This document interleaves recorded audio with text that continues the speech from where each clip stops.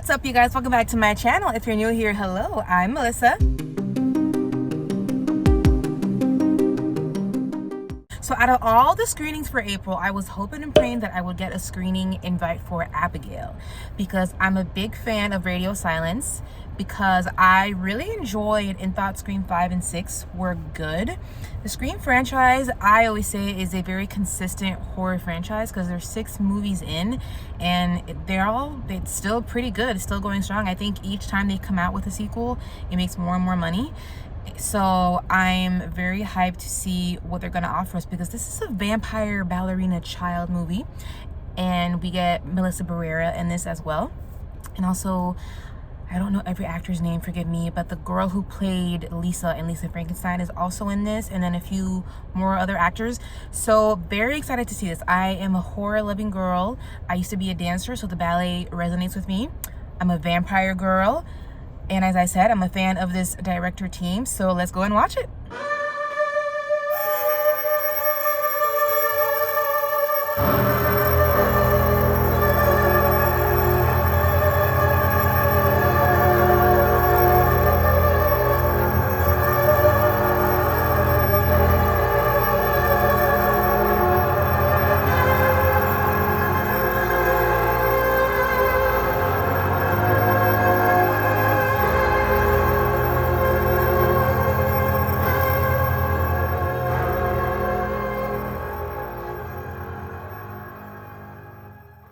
What's up, you guys? Okay, I just got out the theater, and I have to say, that was an experience. In my opinion, I think it can be challenging to blend different genres together, but I think this movie pulls it off pretty, for the most part, and we'll get into that.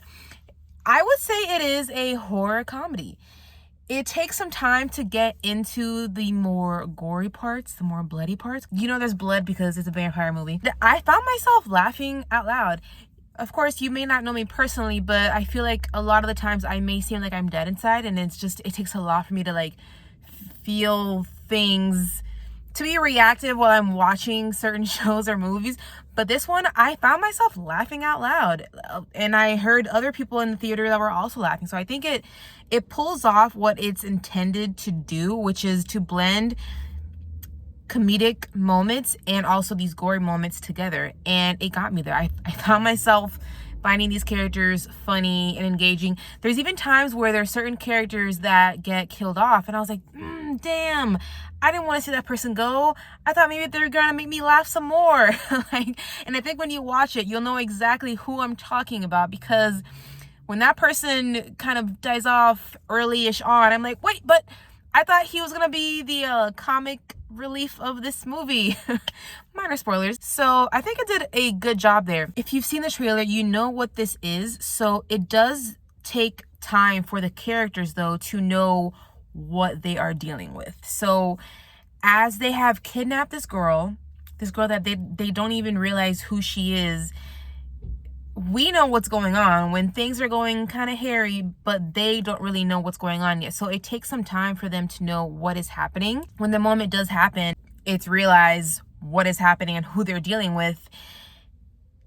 The way that this vampire ballerina Barbie girl deals with them, for me, was questionable at first, because I think it's because I've seen so many vampire movies in my lifetime that I'm thinking like, well, why is she not doing this, or why is she doing that? What is happening here? But then more things are revealed about her history and the things that she is trying to do and what is actually happening. Because this is also it's a horror slash comedy slash kind of like a mystery somewhat. And certain things happen in this movie. So I will say that I really enjoyed the first 2 acts. And I think it falls off the wagon a little bit for me, in my opinion, during the 3rd act, because I want to not spoil this movie for you guys. It kind of flips the script a bit. And I just don't know if that really worked for me, because once the script is flipped, I find myself kind of questioning certain motivations from certain characters. I'm trying to reconcile, well, why is this person doing this and saying that and acting this way? Because it starts off one way in the first 2 acts, and then it's kind of flipping it, and I'm just sitting there thinking, wait, what did I miss? Is there a certain plot hole? Why is this person feeling this way?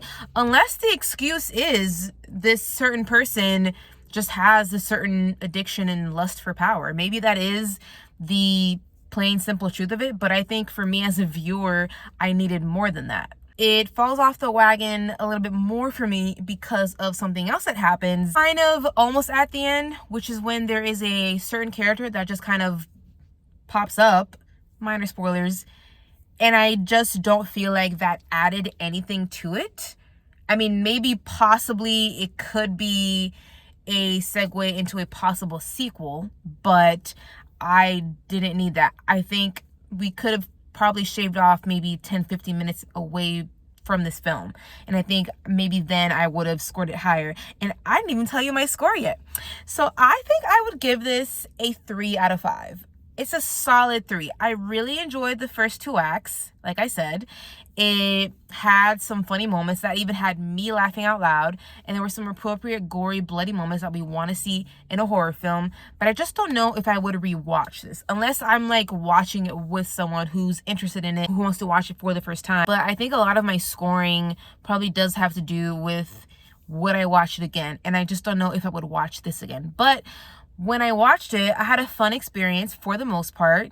And I think if you guys are fans of radio silence, if you are a seeker of the true horror comedy, I think this will work for you as well. I think you will enjoy this. It's a fun ride. It is a bloody fun time. And if you're a vampire fan, you'll enjoy this. And I haven't seen Fright Night, but I did hear somebody coming out of my theater comparing it to Fright Night and The Usual Suspects. I haven't seen those films yet. But if you are fans of those, maybe you'll like those too. And for me, it was a 3 out of 5. So that's a good score in my opinion. Thank you guys so much for coming with me on this movie going experience. It was a lot of fun. And next up, I think I have Fall Guy, but don't hold me to it. Possibly, maybe not. But I also have some Bridgerton content coming up because that is premiering finally after 2 long years next month. And then we have House of the Dragons coming up in July. Wait, no, in June. So excited. I have a podcast that I do with 2 of my friends. We did it during the first season. It was so much fun. So if you guys are interested and you're having fun, please subscribe, hit that like button, and I'll catch you guys next time.